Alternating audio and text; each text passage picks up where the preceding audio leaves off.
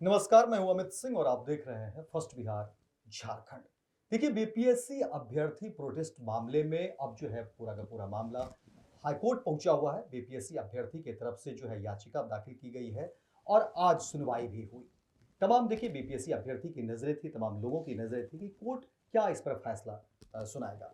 हमारे साथ हमारे जो है वरिष्ठ पत्रकार है हमारे साथ विवेकानंद जी से जानने की कोशिश करेंगे। देखिए, आप तो तमाम खबर को देख रहे थे, कोर्ट में भी आज सुनवाई हुई, क्या कुछ निकल कर के आया है? देखिए, पटना हाई कोर्ट के सिंगल बेंच में आज जब सुनवाई हुई उसके बाद कह सकते हैं कि जो आंदोलनकारी छात्र थे, जो परीक्षार्थी थे, उनको कोई राहत नहीं मिली है। कोर्ट ने अंतरिम राहत देने से इनकार कर दिया है। जी। कोर्ट ने स्पष्ट कहा है कि बीपीएससी और राज्य सरकार हलफनामा दें और 30 तारीख यानी 30 जनवरी को हलफनामा दें और उसके बाद आगे की जो अगली सुनवाई होगी वो 31 तारीख को होगी, 31 जनवरी को होगी। कोर्ट को लगता है कि अगर उसमें आरोप में दम है तभी कुछ जो है रिलीफ दी जा सकती है। अगर मतलब कोर्ट ने स्पष्ट तौर पर कह दिया है कि हम अंतरिम राहत नहीं दे सकते हैं, लेकिन यह भी बात कही है कोर्ट ने कि इससे जो अगली सुनवाई होगी, जो अंतिम निर्णय होगा, उससे प्रभावित हो सकता है। यानी कि पटना हाईकोर्ट ने साफ कर दिया है कि हम अंतरिम राहत नहीं दे सकते हैं। इन लोगों की 3 मांगे थी कि परीक्षा को रद्द किया जाए, दूसरा जो पीटी की परीक्षा है उसको स्थगित किया जाए, उसको घोषित नहीं किया जाए, और तीसरा फिर से परीक्षा ली जाए। लेकिन पटना हाईकोर्ट ने जो आवेदक थे, जो 14 लोगों ने पटना हाईकोर्ट के शरण में लोग गए थे, 14 आवेदकों की सुनवाई पर आज पटना हाईकोर्ट ने किसी भी तरह से अंतरिम राहत देने से इनकार कर दिया है। पूरा डिटेल बताते ही कोर्ट के अंदर क्या क्या हुआ। सबसे पहले हम जिन लोगों ने कोर्ट में केस किया था उनकी बात करते हैं। बीपीएससी की जो 17वीं परीक्षा थी, कुल 14 लोगों ने याचिकाएं दायर की थी, और सबसे खास बात यह कि 14 लोगों में एक ही जो बीपीएससी के परीक्षार्थी थे, उन्होंने कोर्ट में मतलब याचिका लगाई थी। बाकी के जो 13 थे तो 13 बाहरी थे। इसका खुलासा जो बीपीएससी के वकील हैं उन्होंने कहा कि जिन लोगों ने भी याचिका लगाई उसमें से सिर्फ एक ही जो है वो बीपीएससी के अभ्यर्थी थे, जिन्होंने दोनों परीक्षा में शामिल हुए थे, यानी कि बापू केंद्र पर उनका परीक्षा हुआ था। तो 14 याचिका दायर की गई थी। याचिका दायर करने वालों की तरफ से वरीय अधिवक्ता वाईबी गिरी प्रशांत किशोर से जुड़े हुए हैं और पटना हाईकोर्ट के वरिष्ठ वकील हैं। उन्होंने दलील दी। उनके अलावा कई अन्य वकीलों ने भी अपनी दलील पेश की। याचिका दायर करने वालों की ओर से कोर्ट से मांग की गई कि 13 दिसंबर और 14 जनवरी को आयोजित बीपीएससी की 17वीं प्रारंभिक परीक्षा को रद्द कर दिया जाए। यह भी मांग की गई थी कि बीपीएससी की 17वीं प्रारंभिक परीक्षा का रिजल्ट घोषित करने से रोका जाए। इसके साथ ही बिहार लोक सेवा आयोग को नए सिरे से प्रारंभिक परीक्षा करानी चाहिए, इसके निर्देश जो है पटना हाईकोर्ट दे। लेकिन जो तीनों डिमांड, मतलब याचिकाकर्ता की तरफ से जो 3 डिमांड रखी गई थी, तीनों डिमांड को पटना हाईकोर्ट ने यूं कहें तो खारिज कर दिया है, क्योंकि अंतरिम जो आदेश जारी किया गया उसमें इन तीनों बातों का कोई जिक्र नहीं है। कह सकते हैं ठंडे बस्ते में जो है। उसके बाद पटना हाईकोर्ट वरीय अधिवक्ता वाईबी गिरी ने आगे कहा कि याचिका दायर करने वाले सारे अभ्यर्थी हैं। बीपीएससी की प्रारंभिक परीक्षा में सिर्फ पटना के बापू सभागार में ही, बापू जो परीक्षा केंद्र है वहीं पर गड़बड़ी नहीं हुई, बल्कि 28 परीक्षा केंद्रों पर गड़बड़ी हुई है, जिसका प्रमाण हम कोर्ट के सामने दे रहे हैं। याचिका दायर करने वालों ने कोर्ट से कहा कि इस परीक्षा का प्रश्न पत्र भी लीक हुआ। परीक्षा के लिए बीपीएससी ने खुद से सही तैयारी जो है वो नहीं की थी। अंतिम दौर में कई अभ्यर्थियों का केंद्र जो है वो बदला गया था, यानी कि जो सेंटर है एग्जामिनेशन सेंटर, उसे अंतिम समय में बदल दिया गया। ऐसा आरोप वाईबी गिरी, जो याचिकाकर्ता के वकील हैं, उन्होंने पटना हाईकोर्ट के समक्ष बहस के दौरान उन्होंने ये बातें कही। साथ ही यह भी कहा गया कि 2 दिन परीक्षा लेना भी गलत है। बीपीएससी ने ऐसी प्रक्रिया अपनाई है जिससे 4 जनवरी को परीक्षा देने वालों को फायदा होगा, जबकि 13 दिसंबर को जिन लोगों ने परीक्षा दी उन्हें नुकसान उठाना पड़ सकता है। ऐसे तमाम दलीलें बीपीएससी परीक्षा रद्द करने को लेकर के दी गई। जब मतलब याचिकाकर्ता की तरफ से वाईबी गिरी व अन्य वकील दलील पेश कर रहे थे, उसके बाद सरकार और बीपीएससी के जो वकील थे उन लोगों ने कड़ा विरोध किया और कहा, सरकार की तरफ से जो महाधिवक्ता हैं बिहार के पीके शाही, उन्होंने अपनी बात कही और बीपीएससी के वकील ने भी अपनी बात कही और कहा कि ऐसे सारे आरोप, जो भी आरोप याचिकाकर्ता की वकील की तरफ से लगाए जा रहे हैं, वे गलत हैं। जिन 14 अभ्यर्थियों ने मतलब कोर्ट के समक्ष अपील दायर किया है, उसमें से 13 सिर्फ एक ऐसे हैं जो बापू परीक्षा केंद्र पर 13 दिसंबर और 4 जनवरी को जो परीक्षा आयोजित की गई थी उसमें शामिल हुए थे। बीपीएससी ने कहा है किसी परीक्षार्थी ने आयोग में गड़बड़ी से संबंधित प्रमाण पत्र जो है प्रमाण पेश नहीं किया, जानकारी नहीं दी।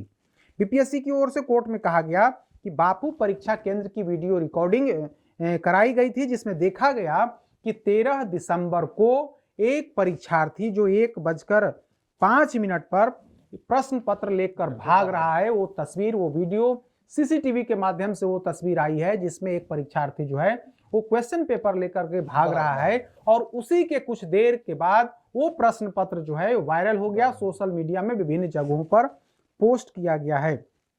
तो ऐसे में पेपर लीक की जो बात है वो पेपर लीक की बात पूरी तरह से गलत है। राज्य सरकार की ओर से पक्ष रखते महाधिवक्ता पीके शाही ने कहा कि बीपीएससी परीक्षा को लेकर एक और जनहित याचिका भी दायर की गई है, उसे भी इसमें शामिल करा लिया जाए। तो अब दोनों पक्ष से सुनवाई हुई, दोनों पक्ष के लोगों ने अपनी बात रखी, तीनों पक्ष के लोग, सरकार, बीपीएससी और याचिकाकर्ता के वकीलों ने अपनी बात रखी। इसके बाद कोर्ट ने स्पष्ट तौर पर कहा है कि हम सारे पक्षों की दलील को हमने सुना है, तो ऐसी स्थिति में हम याचिका दायर करने वाले लोगों को किसी तरह की अंतरिम राहत जो है वो नहीं दे सकते हैं, जैसा कि याचिका में यही मांग की गई थी ना कि भाई हम 3 हमारी डिमांड है, तो सबसे पहले जो परीक्षा है उसको रद्द किया जाए, जो रिजल्ट जारी करने वाला है बीपीएससी उसको भी रद्द किया जाए और फिर मतलब री एग्जाम जो है वो लिया जाए। तो इसके लिए कोर्ट ने कहा है कि आप हम विस्तृत समय देते हैं, हम जो है सो हम सरकार को जवाब देने के लिए हम समय देते हैं और 30 जनवरी तक सरकार और बीपीएससी जवाब दाखिल करे। उसके बाद 31 जनवरी को पूरे मामले की विस्तार से सुनवाई होगी।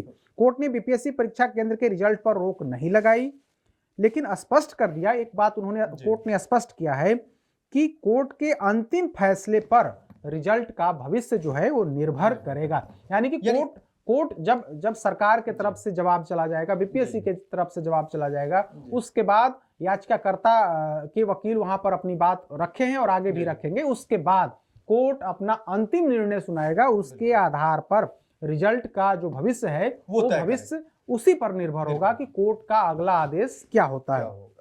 तो इस तरह से कहें तो जो परीक्षा रद्द करने वाली बात थी उस बात को पटना हाईकोर्ट ने सिरे से खारिज कर दिया है और कहा दिया है कि हम आपको कोई रिलीफ जो है वो नहीं दे सकते हैं। तो बहुप्रतीक्षित जो डिमांड थी इन लोगों की, इसके लिए पटना की सड़कों पर ये लोग लगातार आंदोलन कर रहे थे। जब से परीक्षा हुई और बापू परीक्षा केंद्र पर जो हंगामा हुआ, उसके बाद से बिहार में यह बड़े स्तर पर डिमांड शुरू हुई। पहले बिहार के विपक्ष के नेता तेजस्वी यादव ने यह मांग उठाई, उसके बाद इसमें पप्पू यादव से लेकर के प्रशांत किशोर तक कूदे, पटना की सड़कों पर आंदोलन हुआ, लाठीचार्ज हुआ और उसके बाद अब मामला पटना हाईकोर्ट में है और हाईकोर्ट ने जो परीक्षार्थी थे, जो याचिकाकर्ता थे, जो 14 याचिकाकर्ता थे, जिसमें कहा जा रहा है कि सिर्फ एक परीक्षार्थी हैं, बाकी तमाम लोग बाहरी हैं, तो उनकी तरफ से जो याचिका लगाई गई थी पटना हाईकोर्ट में, तो हाईकोर्ट ने अंतरिम राहत देने से किसी प्रकार लेकिन हम ये भी कह सकते हैं, हमारे जो भी फर्स्ट बिहार झारखंड के जो देख रहे होंगे, चाहे वो बीपीएससी अभ्यर्थी हो या जो उनके गार्जियन हो या जो आम लोग में जो खबर को जानना चाहते हैं उनके लिए, लेकिन अभी नाउम्मीद नहीं होना है, क्योंकि देखिए कोर्ट ने ये भी कह दिया है, देखिए 30 तक जो है उन्होंने तमाम सरकार के जो वकील होंगे, क्योंकि उन्हीं को ये देना है तमाम दस्तावेज और उनको साबित करना है, बताना है, और फिर 31 को इस पर सुनवाई होगी। तो इसलिए ये भी कह सकते हैं कि अभी नाउम्मीद नहीं होना है। और देखिए इस सवाल ये भी इसमें उठेंगे कि देखिए इस बीच जो अभी चर्चा भी आप कर रहे थे कि कई सारी इस पर सियासत भी हुई, पप्पू यादव का भी आना हुआ, तेजस्वी यादव ने भी उन्होंने कहा कि हमने पत्र भी लिखा है मुख्यमंत्री नीतीश कुमार को, वो जवाब ही नहीं दे रहे हैं। और इसके अलावा देखिए जन स्वराज के संस्थापक प्रशांत किशोर, हालांकि उन्होंने आज अनशन भी उन्होंने तोड़ने की बात कही और एक लंबा प्रकरण भी चला है, तो उस पर क्या कहेंगे? देखिए, आंदोलन चला, इस पर राजनीति भी हुई, सब लोगों ने इस पर छात्रों के आंदोलन पर, परीक्षार्थियों के आंदोलन पर राजनीतिक रोटी सेकने की कोशिश की। लेकिन चूंकि अब मामला न्यायालय में है, अब न्यायालय के निर्णय पर ही प्रभावित हो, मतलब इसका कुछ हो सकता है। और आज पटना हाईकोर्ट ने स्पष्ट कर दिया कि हम कोई आपको अंतरिम राहत जो है नहीं दे सकते हैं, क्योंकि उस हिसाब से प्रमाण नहीं मिला, ताकि हम आपको, लेकिन हम विस्तार से इसकी सुनवाई करेंगे, क्योंकि अभी हम समय देते हैं बिहार सरकार को और बीपीएससी को कि बीपीएससी इन तमाम मुद्दों पर अपनी बात मतलब शपथ पत्र के माध्यम से मतलब कोर्ट के समक्ष पेश करे। उसके बाद फिर हम विस्तार से इस पर सुनवाई करेंगे। बाकायदा टाइम भी मुकर्रर किया गया है कि 31 जनवरी को इस पर हम विस्तार से सुनवाई करेंगे और उसके बाद ही रिजल्ट का जो भविष्य है वो निर्भर करेगा। इसी बीच बीपीएससी की तरफ से कहा जा रहा है कि मतलब जो पीटी परीक्षा हुई थी उसका रिजल्ट प्रकाशन को लेकर के कार्रवाई शुरू, बहुत तेजी से उसकी गाड़ी बढ़ रही है और खबर है कि इस जनवरी महीने में ही रिजल्ट का प्रकाशन हो जाएगा। तो जो लोग आंदोलन कर रहे थे, जिनको लग रहा था कि पटना हाईकोर्ट से कुछ राहत मिल सकती है, तो आज तो कम से कम हम लोग यह बात कह सकते हैं कि किसी तरह से राहत नहीं मिली है। जो 3 डिमांड इन लोगों की तरफ से याचिका के माध्यम से लगाई गई थी कि पटना हाईकोर्ट इस मामले पर संज्ञान ले और हम लोगों को राहत दे, तो पटना हाईकोर्ट ने किसी तरह से के अंतरिम राहत देने से इनकार कर दिया। तो जो आंदोलनकारी छात्र थे, जो आंदोलनकारी नेता थे, उनको तो कहीं ना कहीं आज झटका लगा है। और बीपीएससी और बिहार सरकार की तरफ से जो दलीलें पेश की गई है, जिसमें दावा किया गया है कि आंदोलन जो याचिका लगाई गई है उसमें से जो 14 याचिका, उसमें से 13 जो है वो बाहरी है। एक ही व्यक्ति जो है जो याचिका करता है, जो परीक्षार्थी है, और बाकी इस संबंध में उन्होंने कई सबूत भी पेश किए हैं कि 1:05 पर बापू परीक्षा हॉल में एक लड़का जो है क्वेश्चन पेपर लेकर के भागा है, वो तस्वीरों में दिख रहा है, वो वीडियो सामने है, और वहीं से जो है वो पत्र जो है वो क्वेश्चन पेपर जो है वो वायरल हुआ है सोशल मीडिया के माध्यम से।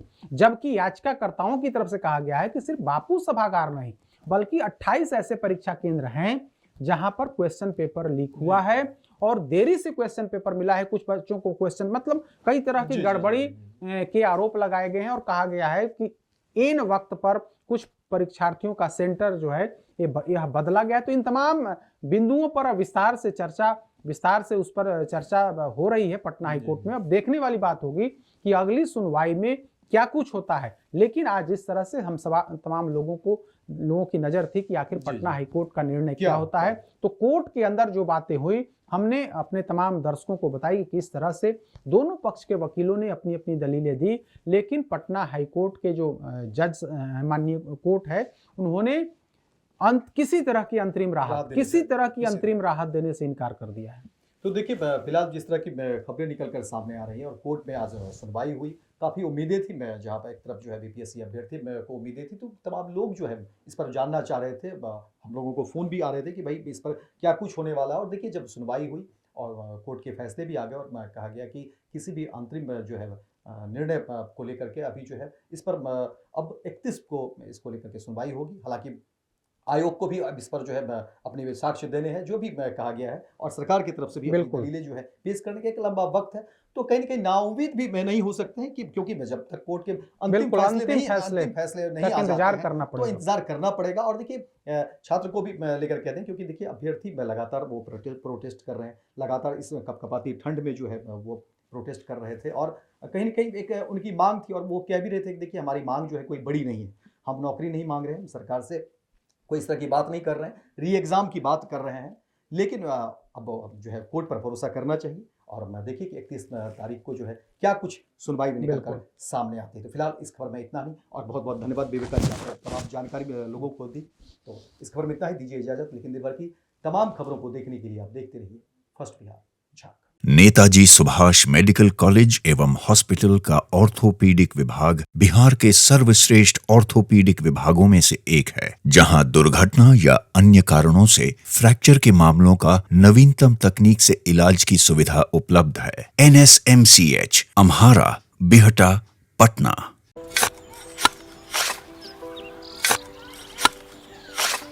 नई का साल मुबारक हो चाचा। मुबारक।